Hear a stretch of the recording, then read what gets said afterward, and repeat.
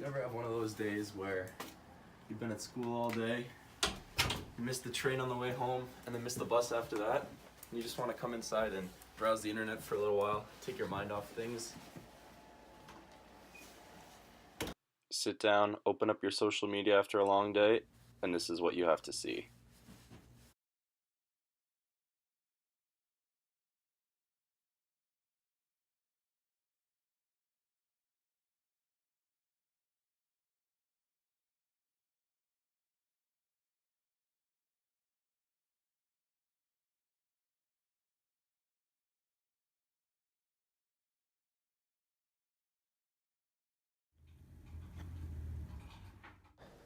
Willful ignorance is worse when it comes from a person of high power or influence. Having a large following means having a huge amount of influence on people, and so if people in high positions of power are ignorant towards facts and data, then many of their supporters will do the same. A simple example is the rise of ignorance that has been voiced since the rise of power of Donald Trump.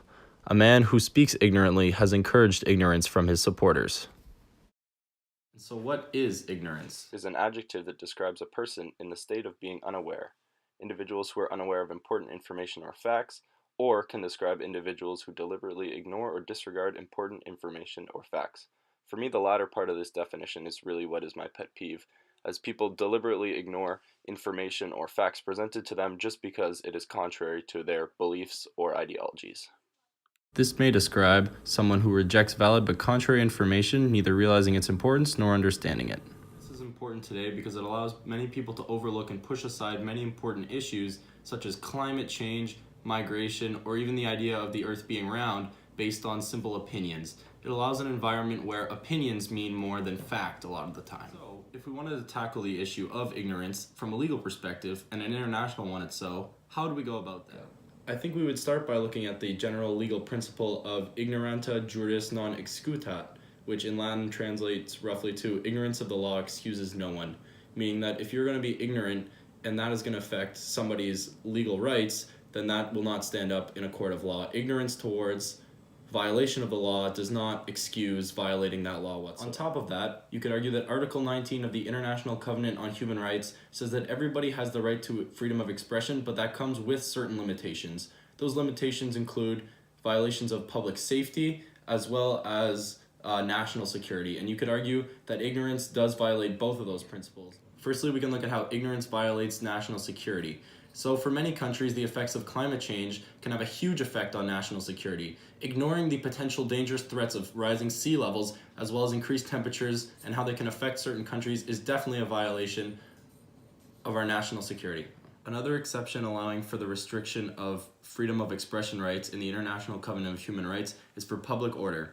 And we could definitely agree that ignorance has led to a big disruption of public order, especially in the United States. You see rallies where violence and public disruption are a common occurrence based on people's opinions conflicting with facts. Finally, to reinforce the previous argument, Article 5 of the Covenant says that none of the rights provided inside the Covenant have as aim to limit or destroy any of the other rights provided, meaning that freedom of speech is allowed and ignorance under certain circumstances is allowed up into a point where it violates the rights of others. May it be your right to free speech, or your right to knowledge, or your public safety, or any other of your rights provided in the International Covenant of Human Rights. And so tackling ignorance through international law requires figuring out at which point ignorance surpasses the limitations of freedom of expression and starts to violate the freedoms and rights of others. And so there is international law in place, such as the International Covenant on Social and Political Rights, as well as general legal principles that do allow a framework in which the restriction of freedom of expression, such as ignorance, can occur.